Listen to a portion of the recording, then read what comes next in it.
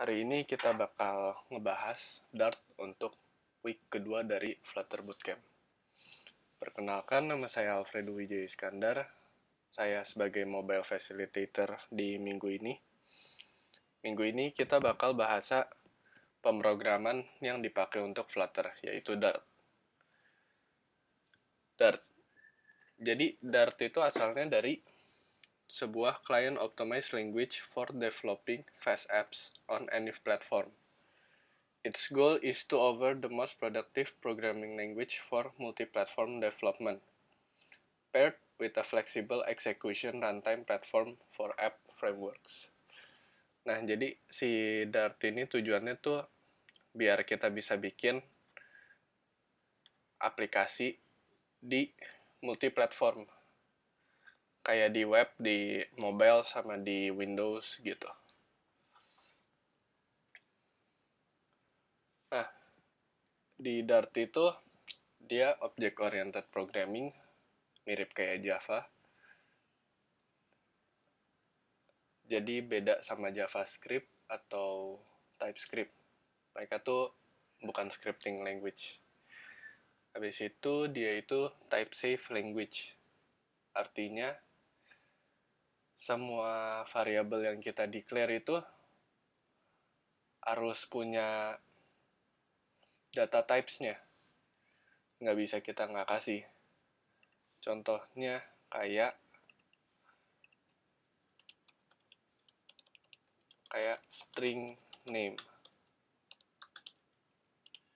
Kalau kita nge-declare itu kita nggak bisa cuma name.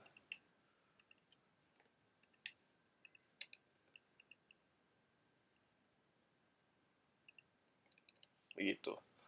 Nah, tapi ada juga satu data types yaitu dynamic.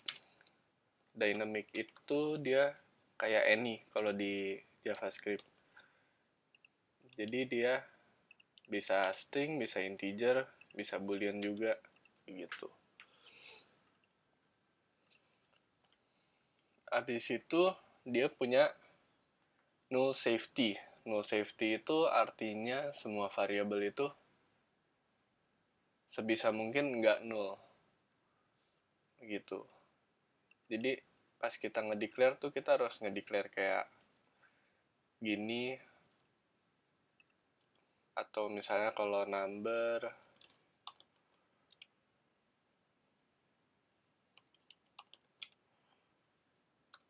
kita harus sama dengan 0 gitu.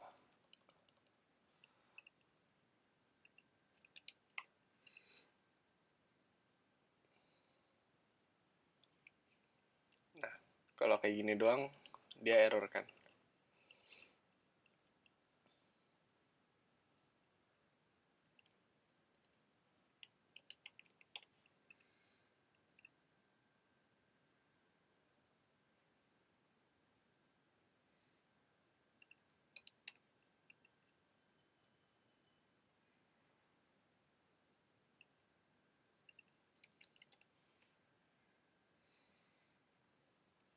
Kecuali kita kasih tanda tanya.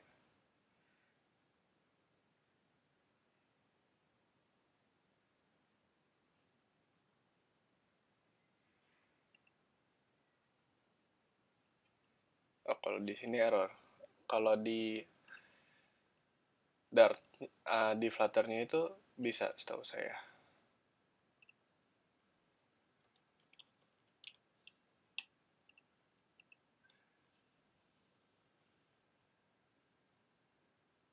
Oh, pakai sama dengan 0.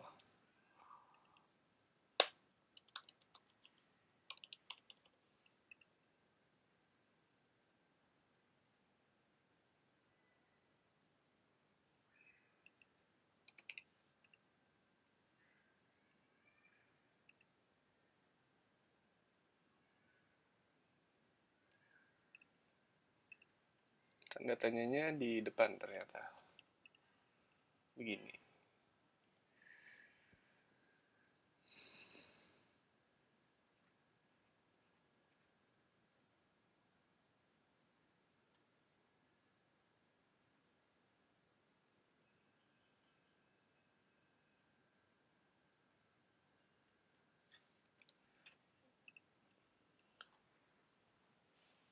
Nah, kalau di Flutter 2 juga udah bisa null safety ya. Jadi kalau Flutter version sebelumnya tuh belum bisa, jadi itu agak ngesusahin buat developer. Karena setiap variabel harus kita initialize dulu. Nah, lanjut. Data types di Dart itu ada apa aja sih? Jadi data types itu ada 6. Yang pertama, Boolean. Boolean itu sama aja ya, kayak di bahasa lain. Itu nge-represent dari true atau false. Itu. Ini contoh codingnya kalau di Dart. Jadi void main itu sama kayak di Java, function yang selalu ngejalan pertama. Habis itu ini string, data types-nya, nama variabelnya str, sama dengan coding is.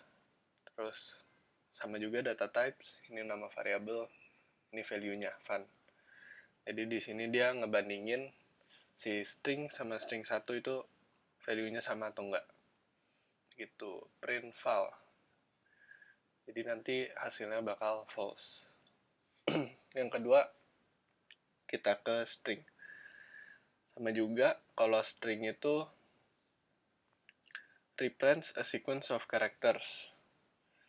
Jadi semua yang karakter itu biasanya kita taruh di data type string. Terus kita ke number. Kalau number itu untuk angka.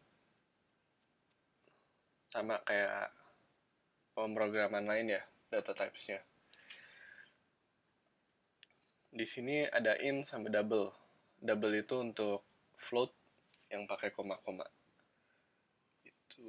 Lanjut, kita ada list. Nah, list itu sama kayak array. Kalau di JavaScript,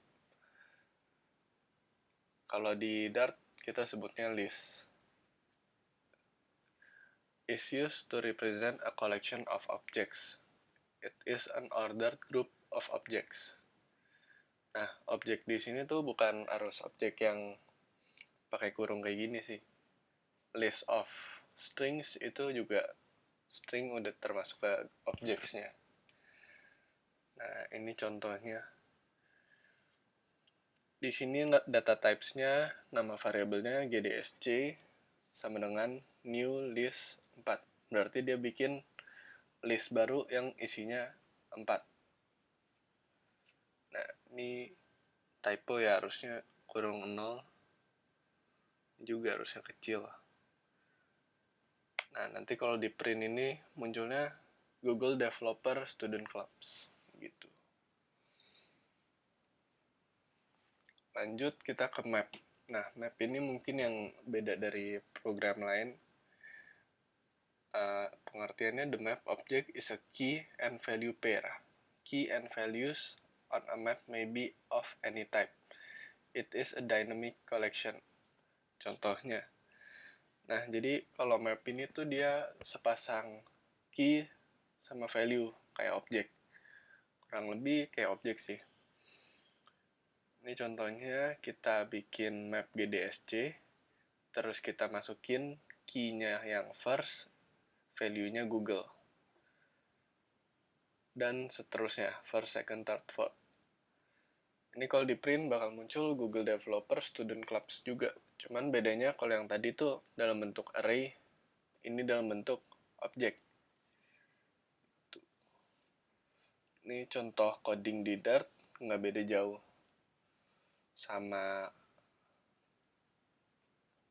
pemrograman yang udah kita pelajarin sih, kayak JavaScript atau C, itu nggak terlalu beda. Ini contoh for-nya. Kalau nge-print itu buat nampilin di konsol aja sih. Gitu. Nah, ini contoh yang udah susah. Ini ngambil data dari API. Contohnya kayak gini. Nah, kalau di sini tuh ada key future. Future itu yang akan datang kan berarti. Jadi dia kayak hasilnya itu bakal delay. Dia tahu bakal delay, makanya kita pakai key future. Nah, ini data types-nya, list, chat model. Kalau model ini dia kelas. Jadi karena di Dart itu well type, semua data itu harus kita kasih kelasnya. Makanya data dari API itu kita nggak bisa kayak JavaScript aja langsung pakai. Tapi kita harus kasih kelasnya dulu. Nah, ini nama functionnya, parameter di function, masing-masing kita kasih data type. Gitu.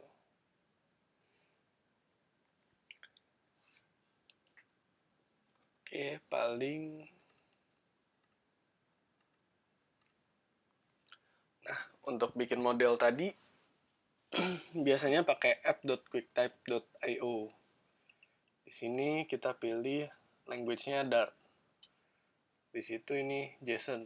Jadi karena di Dart itu bukan scripting language, jadi parameter kayak gini tuh nggak bakal kebaca di Dart. Makanya kita convert dulu.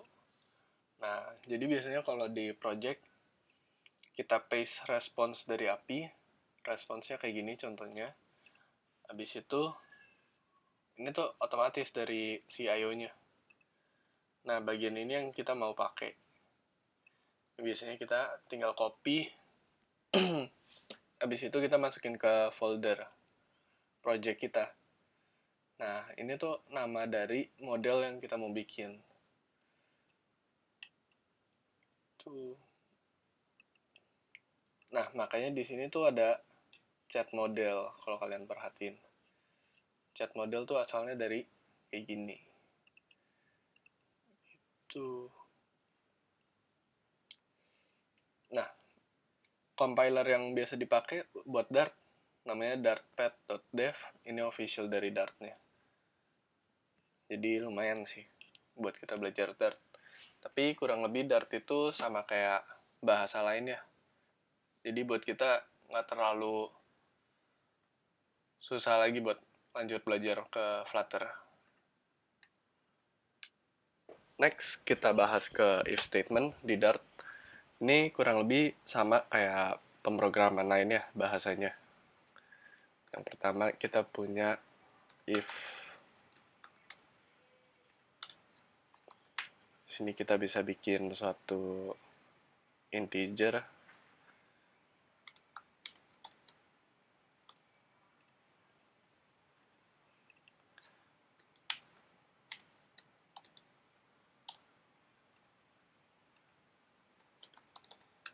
Kita bakal ngeprint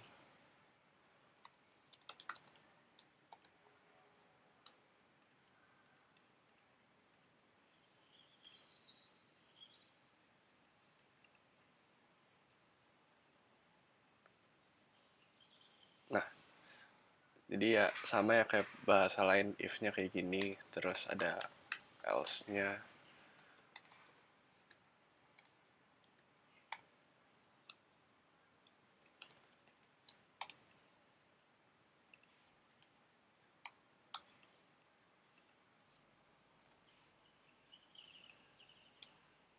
Di sini juga kita jangan lupa titik komanya.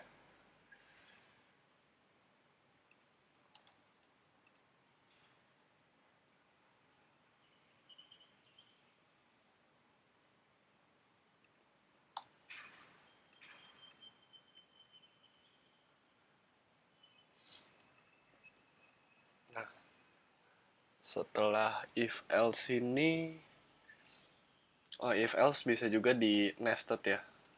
Kalau if di dalam if itu namanya nested if. Contohnya kalau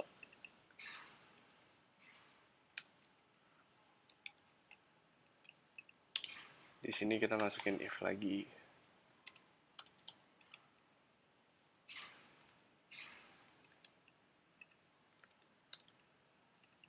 Nah, di sini jangan lupa untuk condition itu kita harus pakai sama dengannya 2 karena dia ngecek kalau value-nya itu sama atau enggak. Dia nge-compare, bukan nge-assign gitu.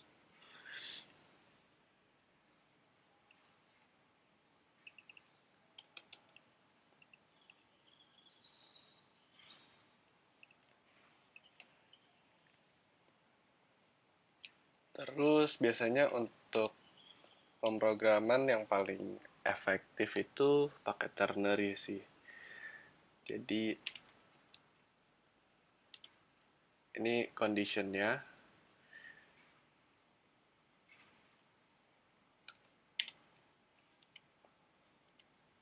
Lalu kita pakai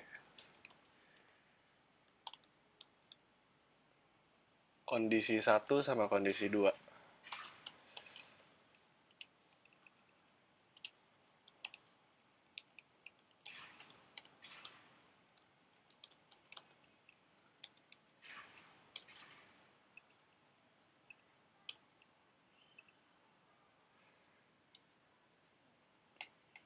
Jadi di ternary ini pertama kita bikin kondisinya.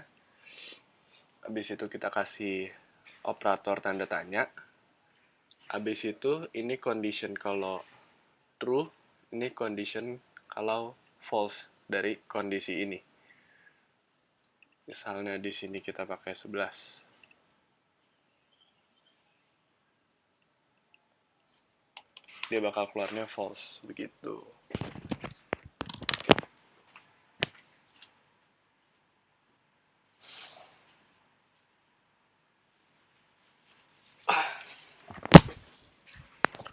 Kalau ternary ini saya pribadi paling sering pakai karena lebih pendek code-nya. Jadi untuk coding jadinya lebih singkat gitu.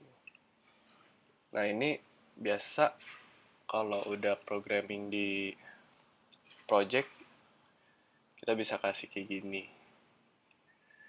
Jadi nggak ngejalanin satu operation aja.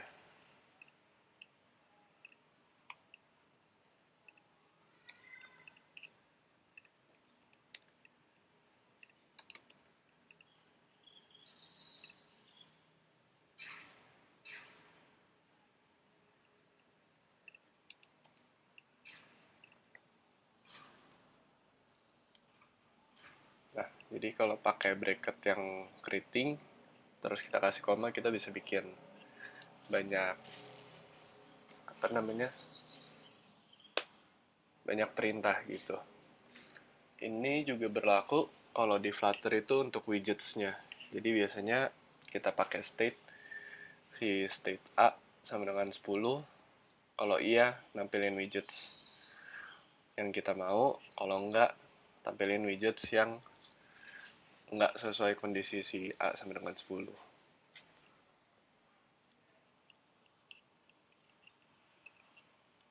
Oke, setelah ternary mungkin ada yang namanya switch. Switch ini sama juga kayak di bahasa C atau JavaScript. Mungkin si ini lumayan jarang ya kita pakai karena kayaknya lebih sering if else atau ternary gitu.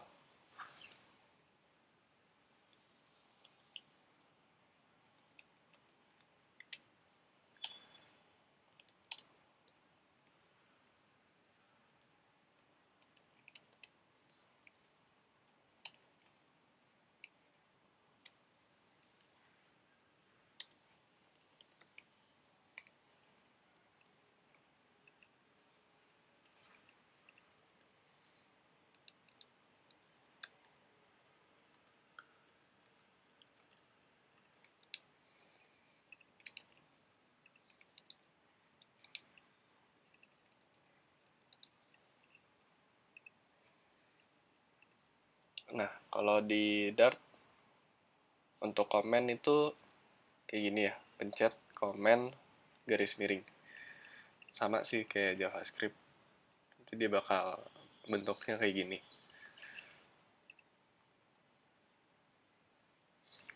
Jadi cara pakai switch kayak gini ya. Di sini kita kasih key switch, habis itu ini variabel yang mau kita pakai sebagai variabelnya di switch ini. Terus buka kurung keriting, case ini value ketika si A sama dengan 10, jalanin ini terus break gitu. Ini juga udah sama. Case saat A sama dengan 15, dia ngeprint 15 gitu. Coba kita ganti.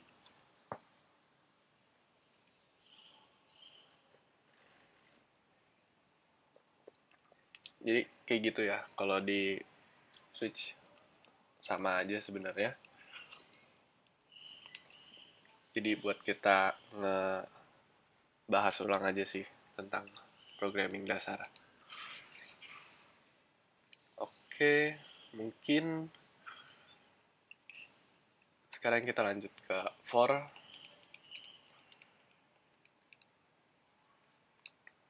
For juga sama sih, kita nulisnya kayak si.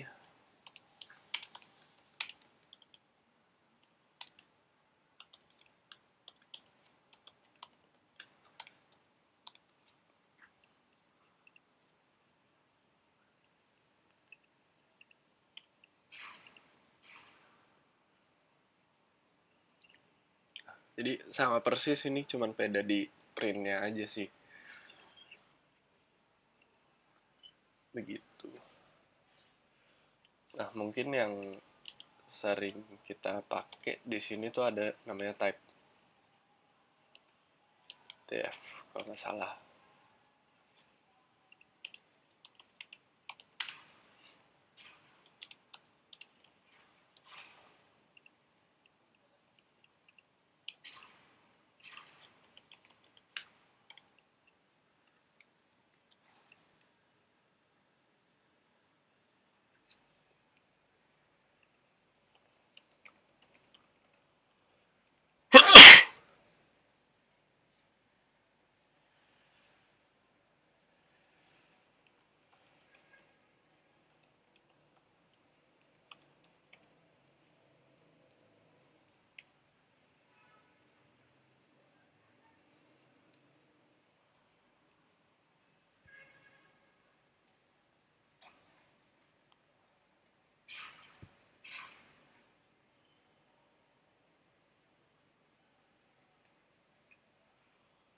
Oh, salah, bukan type def tapi runtime type.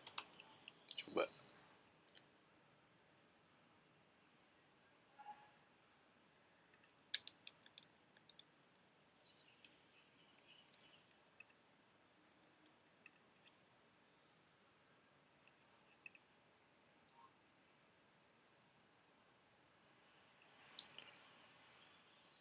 Nah, jadi ini buat ngebaca si A ini, dia data types-nya tuh apa. Di case ini tuh integer.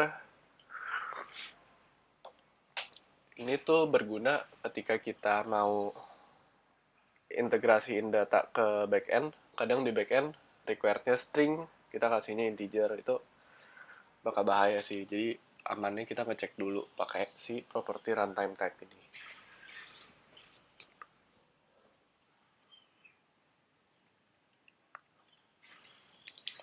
Oke.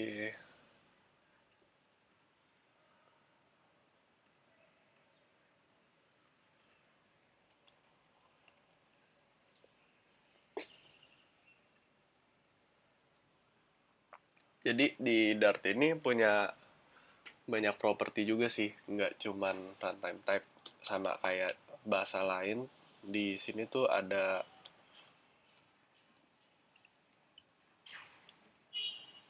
mungkin ada di sini nih.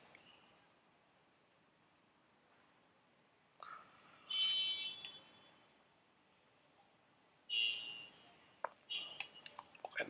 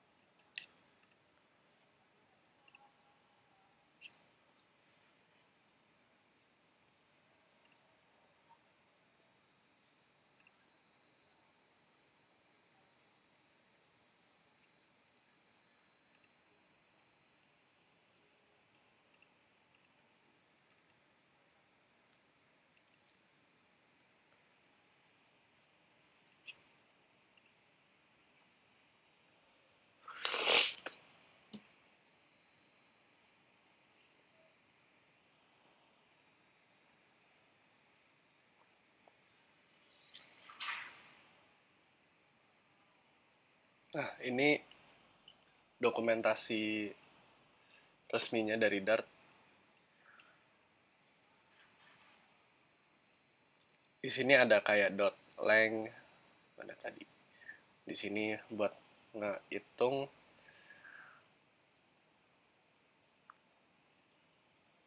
menghitung panjang si fill-in sini, si variable fill-in. Terus ada add all ini tuh kita kayak nge-push ke array.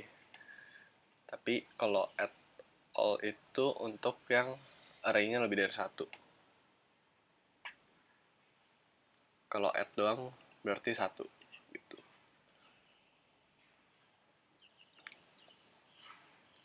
Ini juga sering kita pakai datetime.now itu buat ngambil jam saat ini.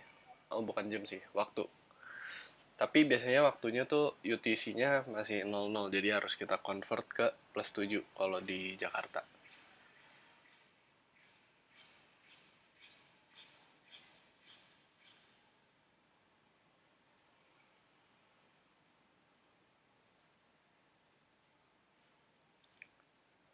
Nah, ini kelas juga bakal sering dipakai nih di Flutter nanti. Salah satunya tuh duration, future, list, map. Itu harus kita baca-baca sih, stream, biar kita paham kurang lebih. Oke, mungkin dari Dart itu aja. Oke, kalau tentang Dart mungkin udah pada lumayan paham ya. Nanti kalau ada yang kurang paham bisa googling atau tanya juga ke saya. Jadi nextnya kita bakal lanjut ke Flutter. Ini contoh Flutter yang baru di init projectnya. Mungkin di video minggu lalu udah di install ya Flutter sama Dart-nya melalui Android Studio sama VS Code. Nah, jadi ini tampilan dari project barunya si Flutter. Hari ini kita bakal ngebahas lebih ke bottom navigator yang biasanya ada di setiap app ya. Hampir setiap app yang mobile itu ada bottom navigator. Oke, jadi ini palingan kita hapus saja.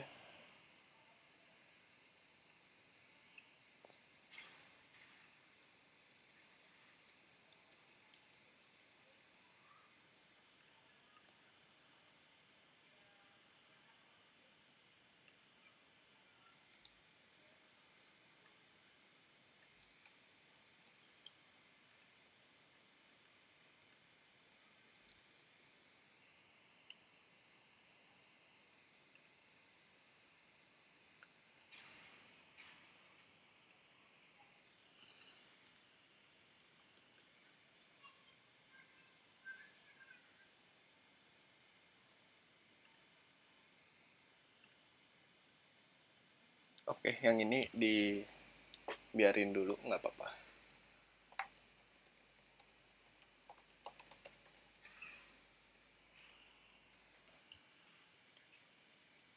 Jadi bottom navigator itu salah satu kelas yang paling sering dipakai ya oleh mobile developer. Di Flutter itu udah ada widgetnya, kita tinggal pakai aja. Jadi nggak usah bikin manual dari awal. Nah, ini contoh dari dokumentasi resminya Flutter. Kalau kalian lihat, di sini udah ada sampel code-nya. Kita bakal coba bikin kayak gini.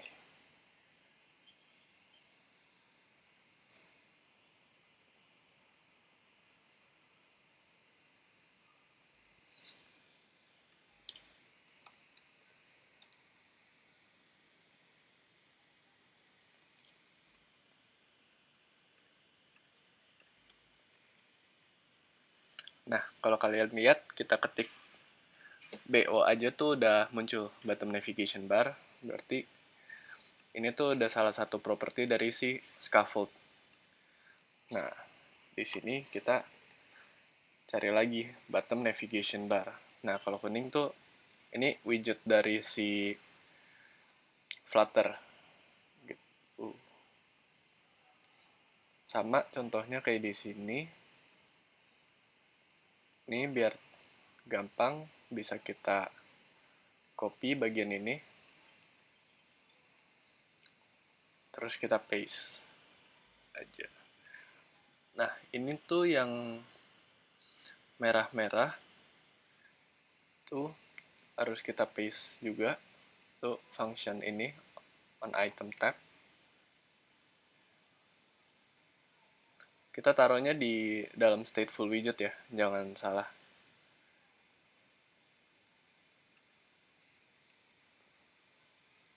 Di kasus ini karena kita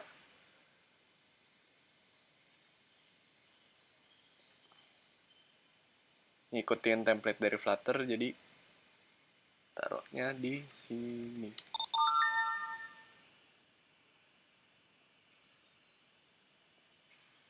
Sama satu lagi state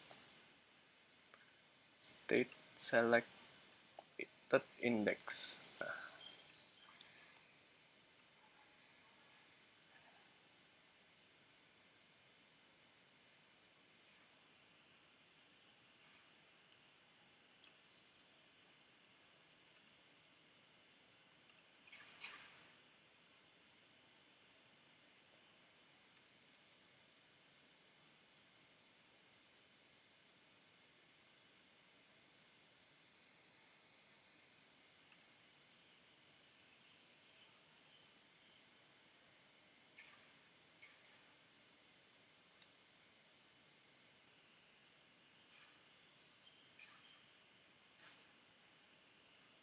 yang ini salah, harusnya ada di sini ya.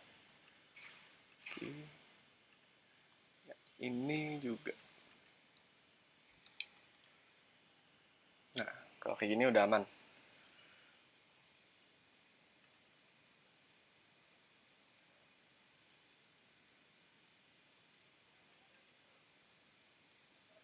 Sebentar.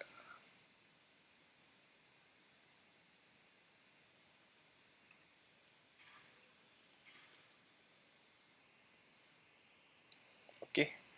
Nah, kalau dilihat udah langsung muncul nih. Jadi kita bakal ngebahas detailnya di dalam widget bottom navigation bar ini. Kalau dilihat di sini tuh ada properti lengkapnya. Yang paling penting itu ada di current index. Itu yang ini. Ada items juga. Ada itemsnya. Nah, ini. Di sini kita lihat data type si items itu required, berarti itu setiap bottom navigation bar itu harus ada items. Kalau nggak ada items dia bakal error. Nah, data type-nya itu list. Nah, ini buka kurung. Itu bottom navigation bar item itu sebuah widget lagi. Jadi makanya di sini ada widget bottom navigation bar. Ini data type-nya. Ini list of widget ini. Jadi karena Flutter tuh well type, Dart ya. Dart itu language yang well type. Jadi kita harus ngasih tahu bentukannya si widget ini, kelasnya gitu. Terus di sini ada icon, title, label, active icon, background color, tooltip. Ini propertinya ada 6. Bisa kita pakai 2 aja. Kalau dilihat sih yang required itu cuma icon. Jadi misalkan kita nggak pakai label, itu error.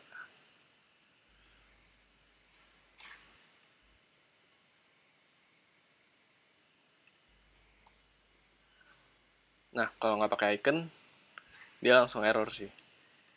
Kalau nggak pakai label, harusnya bisa.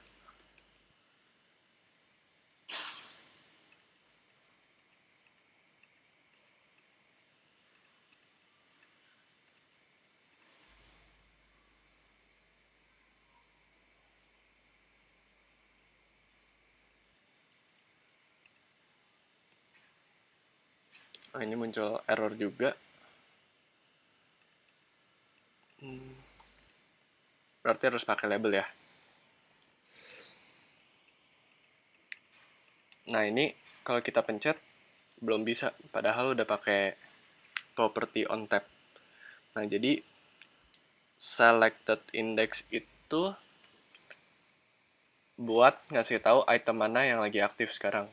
Kan kita punya ada 3 items nih. Home, business, sama school. Nah, current index, karena indeksnya 0, jadi defaultnya tuh di home. Kalau kita ganti kedua,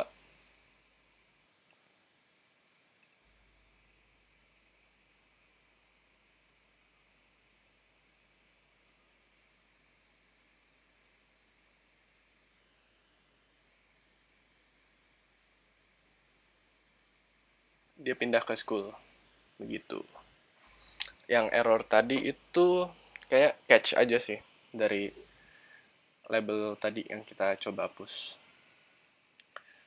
Oke, nah ini selected item color itu buat kasih warna yang beda dari item yang lainnya. Kalau kita kasih color itu juga bisa. Di sini pakai colors dot misalnya blue. Oh, tabnya bakal punya background color.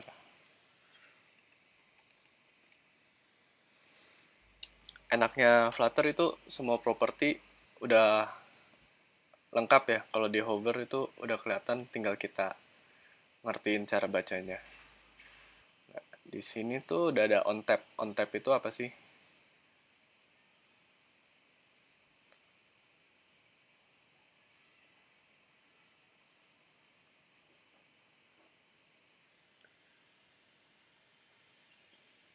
Nah, on tab itu void function int. Jadi dia function yang nerima integer, integernya itu index yang kita pencet sih. Nah, jadi si on tab bakal ngeset state selected index. Nah, ini index maksudnya tuh int tadi ya. Si indeksnya item yang kita pencet. Nah, dia nggak keganti karena ini nih.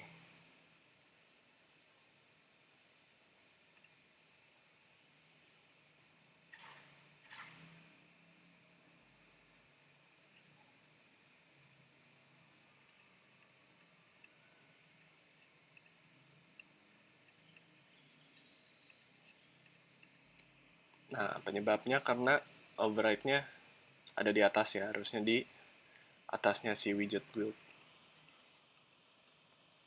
Nah, ini kalau kita pencet udah keganti. Jadi sebenarnya tuh udah gampang banget sih di Flutter. Kita tinggal copy code-nya terus masukin. Nah, icons-nya ini kalau dari Flutter tuh juga udah ada default item bawa icons bawaan ya. Jadi udah tersedia. Kita bisa lihat tuh kiri di kiri itu tampilannya. Jadi kita bisa pilih. Kita juga bisa import dari luar sih. Jadi bisa sesuai sama desain. Tapi kalau mau gampang pakai icon ini dulu sih.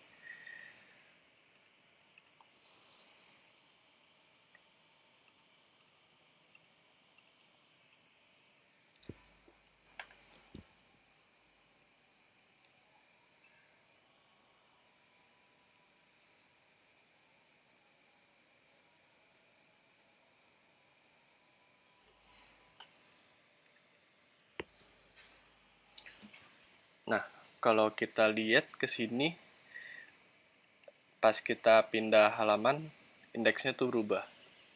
Ya kan? Kalau di sini sih berubahnya itu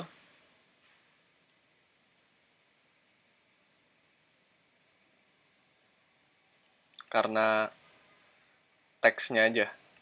Jadi dia sebenarnya nggak pindah halaman ini, cuman ubah teks.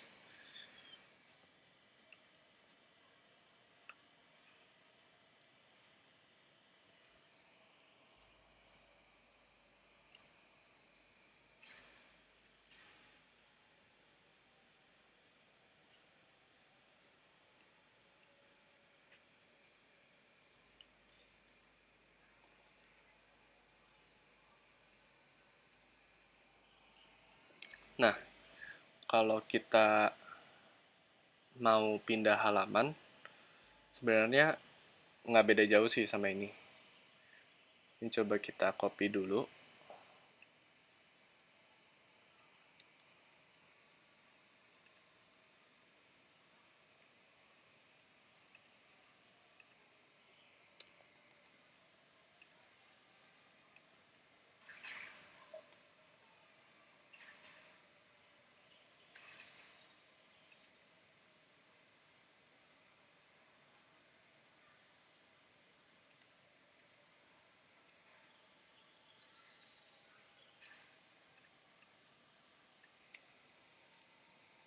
Stylenya kita hapus dulu. Terus kita tambahin body titik 2. Kita ikutin aja di sini.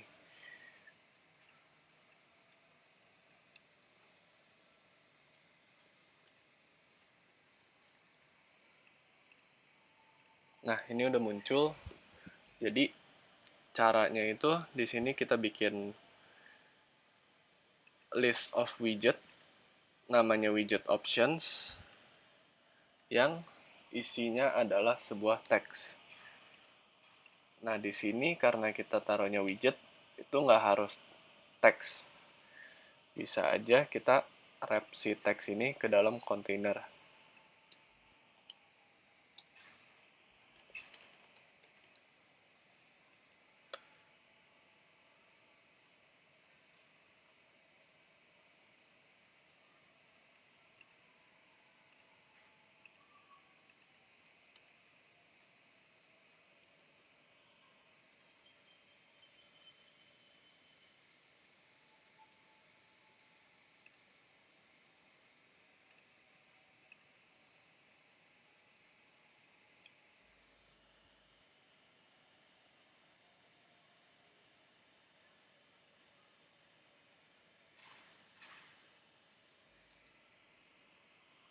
Nah, yang error ini, kalau merah kita hover, itu ada description-nya kenapa error.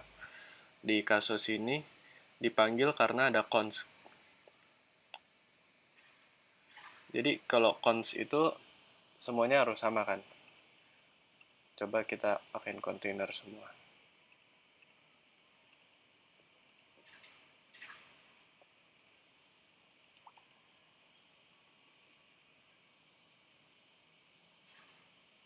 Nah, cuman ini muncul biru-biru. Kalau biru tuh warning biasa. Private fields could be final.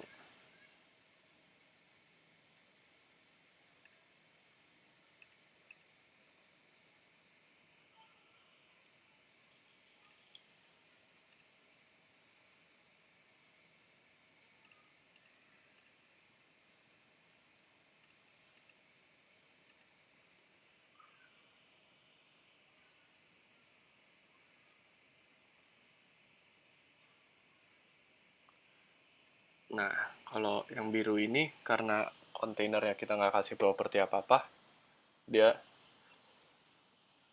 kasih warning. Kalau kita kasih properti misalnya warna masing-masing,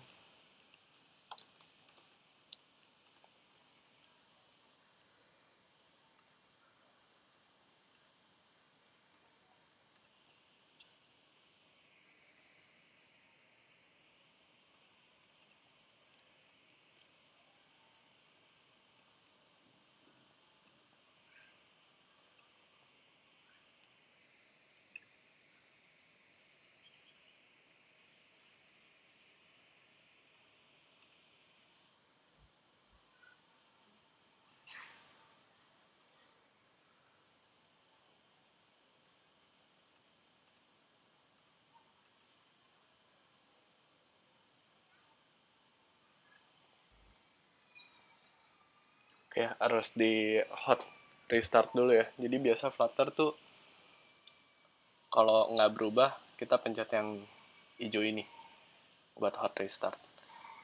Nah, kalau kayak gini kan berarti udah kepake ya. Nah, jadi bisa aja kita bikin satu widget untuk per halaman, untuk home, business, sama school. Terus kita masukin aja nih ke sini. Misalnya widget home widget, habis itu business widget, sama school widget. Terus kita masukin ke array, nanti nge-aksesnya kayak gitu. Caranya kayak gitu sih.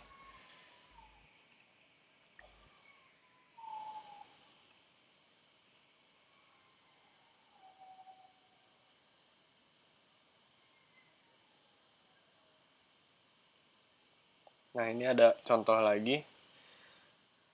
Bedanya di styling sama animasi. Karena kalau di sini tuh pakai background color ya di masing-masing. Sama coba kita copy ke code kita ya.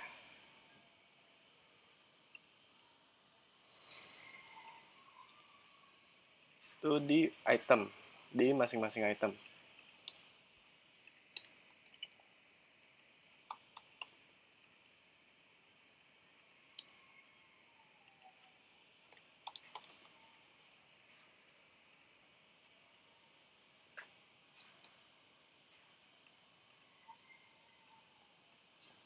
Perlu di restart dulu.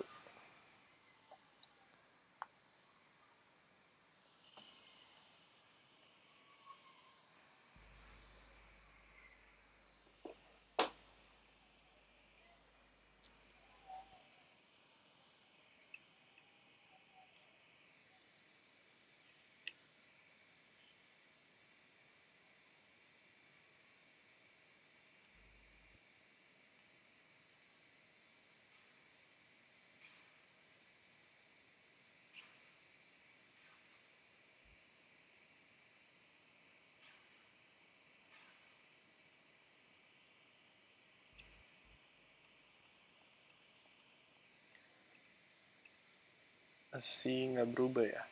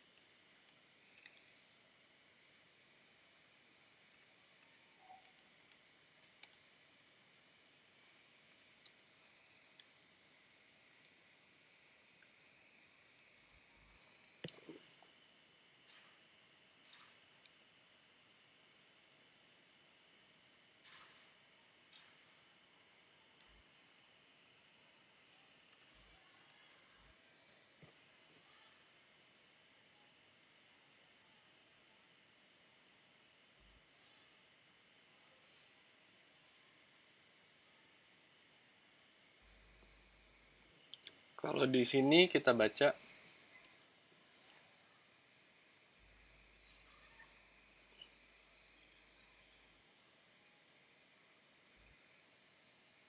di setiap item widget, background color propertinya tuh udah di define. Jadi pas kita ngeganti, background colornya juga keganti sih.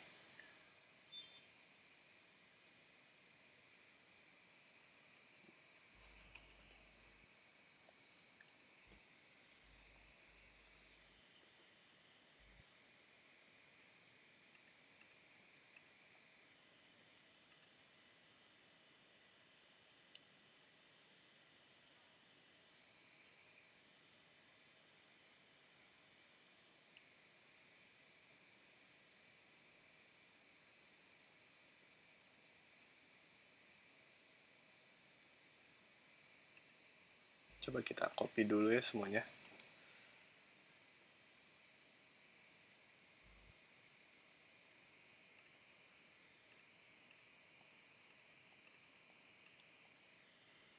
Di sini bisa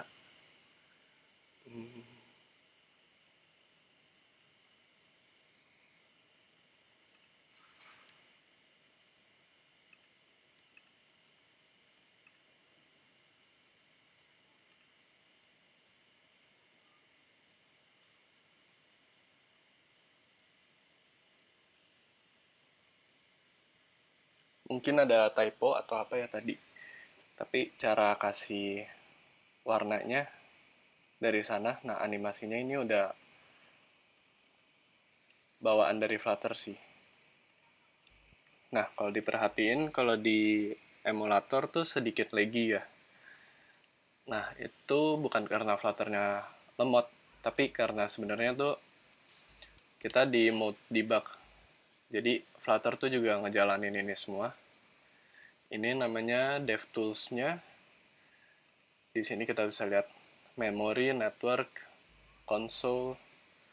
Nah, cara bukanya kalau dari VS Code tuh kita ke View, Command Palette, habis itu ke Open DevTools. Terus muncul. Ini sebenarnya pilihannya bisa kita buka dari web kayak gini, atau bisa juga muncul di VS Code-nya sih. Cuman kalau pakai di VS Code kan layarnya kebagi jadi terlalu kecil. Nah, lagi ini pas kita build ke APK atau ke iOS-nya itu nggak bakal kayak gini sih, bakal mulus lancar gitu. Jadi ini karena mode debug aja, dia sedikit lagi. Oke, mungkin untuk hari ini sekian sharingnya. Jangan lupa nanti semuanya isi form kehadirannya.